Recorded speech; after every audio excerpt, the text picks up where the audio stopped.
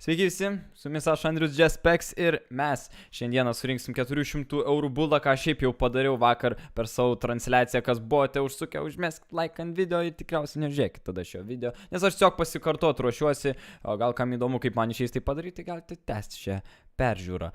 Dabar aš turiu prieš save tą buldą, kurį galite rasti mano streame, tiesiog komanda šauktukas buldą, aš tiesiog perėsiu per dalis ir pažiūrėsim, kodėl ką verta pirkti. Tai pradedant nuo motininės plokštės už 45 eurus, tikrai neblogas dealas, randamas Skaiteche šiuo metu, beje tai beveik pigiausia motininė, kurią mes radom būtent platformai, pamatysim vėliau renkantis procesorių, kad tikrai gali pasiūlyti didelį kiekį būtent lizdų iš galo, tai yra netgi 6 USB lizdai ir taip pat didelį jau jungčių viduje, tai yra 2 ramų slotai, taip pat ir išėjimai yra papildomi expansion slotai, tai tikrai puikiai motininė gigabaito. Toliau einant, jeigu žiūrint, kaip tik kalbėjau apie procesorių, tai bus įdomus pasirinkimas, šį kartą galėsiu gal pasakyti pavadinimą, ne kaip su motininė plokštė, tai yra AMD Athlon 880K procesorius, būtent tai yra APU serijos procesorius skirtas naudoti su integruotom vaizdo plokštėm esančios juose, bet šitas neturi to. Todėl kainuoja pigiau, tai tik tai 93 eurus puikiai telpa į mūsų buldą ir kaip minėjausi dar turi K raidę, tai reiškia, jį galima bus overclockinti, jeigu turėsit geresnį aušintuvą. Šiaip neįsigaskit buldę, pastebėsit, nepridedu papildomą aušintuvą, nes jis tikrai ateina su gan neprastu iš karto jau perkant.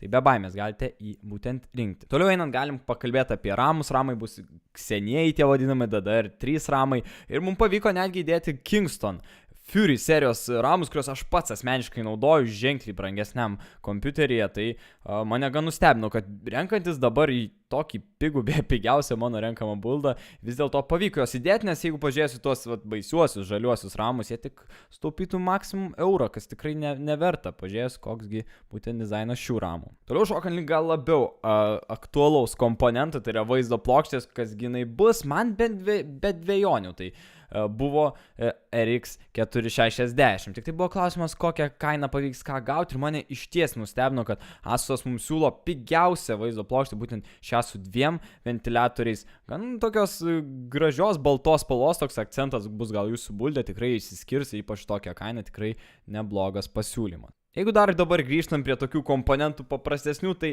hardas galbūt irgi reikėtų užsiminti apie jį, tai mes rinkomės tarp kelių variantų, tai VD Blue 1 terabaito ir Seagate Barracudos 1 terabaito, tarp jų buvo euro skirtumas, pasirinkom pigesnį, nes jie gan identiški yra, tai be baimės galite būtent Seagate Barracuda už 53 eurus. Mums jau nedaug komponentų liko, bet jeigu neklys dar maidblokį reiktų apžiūrėti, tai ten šiek tiek mes sutrikome, nes būtent pats procesorius gan daugiau šiek tiek energijos valgo, tai mes galvom, kiek reiktų, gal 500, gal 4, tai sustojame ties tokiu viduriuku 430, bet mes gavome netgi Corsair CX serijos 430 maidblokį, kurį surinkinėjo pati Seasonic.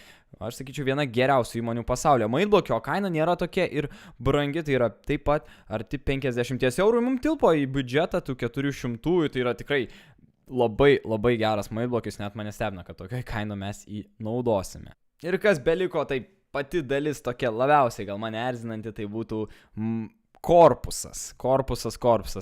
Mes gan turėjome bėdų su juo, ieškojom visko, ko tik įmanoma, radome šį va tokį bent jau tamsios spalvos, juodos ir iš vidaus ir išorės, tai gal netrauks labai ant spaudų, tų dulkių, jeigu labai čiupinėt savo kompiuterį ar tektų jį nešiot. Manau, bent jau turi priekyje USB 3 lizdą, turi jungimo mygtuką visai patogioje pozicijoje, viduje taip pat daug erdvės, kas man patinka ir stebina, tai turėtų nebūti problemų renkant šį kompiuterį. Tai vis dėlto, sunku skųstis, 17 eurų, galite žvilgtelėti tikrai į jį.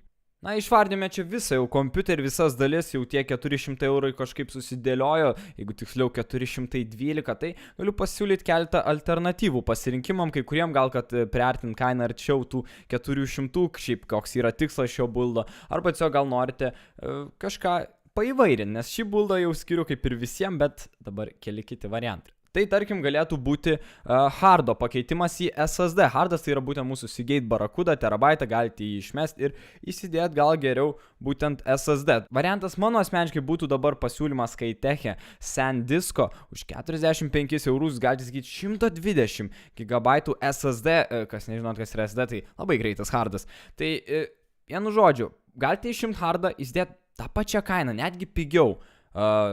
SSD, aišku, mažiau talpos, bet greičiai tikrai verti to.